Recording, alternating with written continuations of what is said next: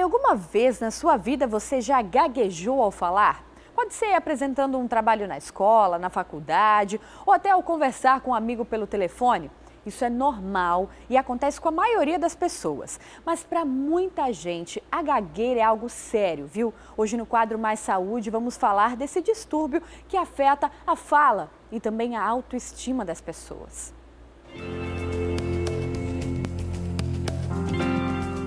Esse é o Lucas e durante muito tempo falar uma única frase era algo quase impossível para ele. Era muito difícil. Eu travava demais mesmo. Não parece, mas Lucas é gago. E foi ainda na infância que os sinais da gagueira começaram a ficar mais evidentes. Com o tempo, o caso foi agravando cada vez mais. Eu sou asmático, tenho asma desde que eu nasci, mas à medida que eu fui crescendo, eu fui desenvolvendo ansiedade também. E com essa ansiedade, começou a vir problema de querer atropelar a palavra, de querer falar rápido, e foi que começou. Esta fonoaudióloga explica que é mesmo nos primeiros anos de vida que o distúrbio pode ser identificado e que muitas vezes o problema pode ser herdado pela família. Existe a de fator psicológico, que pode ter acontecido um trauma na infância, algum momento de muita emoção, alguma coisa que possa ter frustrado aquele indivíduo. E aí pode ser desenvolvida essa gagueira. Existe o fator também, uma predisposição genética, hereditária, algum membro da família que possa ter nascido com a gagueira.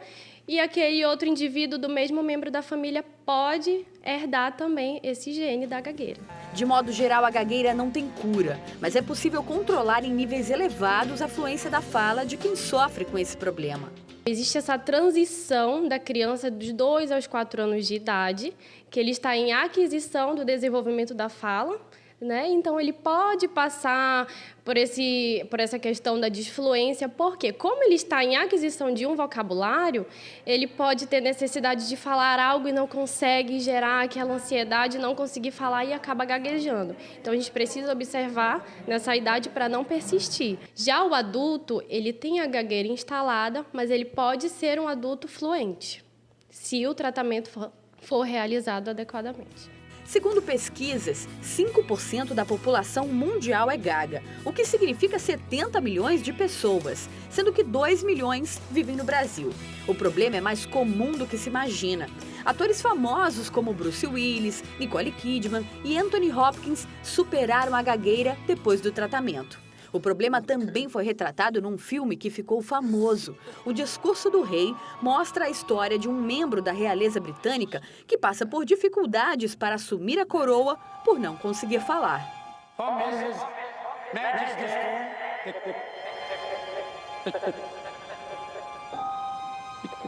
E um dos problemas que mais atrapalham no tratamento desse distúrbio são as questões sociais.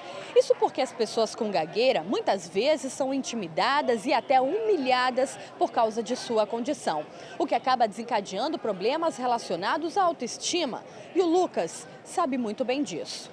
Eu lembro de uma situação bem icônica que aconteceu, foi na escola. Estava no 2º ou 3º ano do ensino médio, não lembro muito bem. Era uma apresentação de um trabalho de história. Eu tinha estudado meu assunto e tudo mais. Era um trabalho em equipe, era um seminário. Todo mundo falou, eu era o último que ia apresentar, era o último fator da Segunda Guerra Mundial, que ia terminar, alguma coisa assim. E quando eu terminei, quando chegou na minha vez, eu travei. E por mais que eu falasse, por mais que eu tentasse, eu travava ainda mais. E eu via nas feições das pessoas aquela questão de querer rir, de estar se segurando para rir. Alguns rindo até, e o professor repreendendo, mas compreendendo a situação e tudo mais, tentando controlar a situação, mas para mim foi uma situação muito complicada. Foi depois disso que Lucas e a família decidiram procurar ajuda profissional. Levou 2 anos até que ele conseguisse falar sem maiores problemas. É um exercício que a gente tinha que mexer toda essa musculatura da face, fazer careta, tudinho para mexer isso aqui. Aí depois tinha uns exercícios fonorrespiratórios que a gente tinha que mexer, vir trabalhar com a língua. Além disso, a gente trabalhava com respiração. O que eu fazia? Eu prendia a respiração, soltava 1, 2, 3, 4, 5. Além disso, outros caminhos podem contribuir para o tratamento, como o uso de aparelhos eletrônicos, participar de grupos de apoio, além de um acompanhamento com psicólogos para o controle da ansiedade. Hoje, Lucas está na faculdade, cursa jornalismo, área da comunicação. Tudo a ver com o que ele diz ser a sua maior conquista. A conquista mais importante é dizer que eu tenho voz e que eu posso usar essa voz para fazer milhares de coisas. Inclusive tá aqui, ó, um dia na minha posição com o microfone, que tal? Exatamente. Se Deus quiser, a gente está por aí.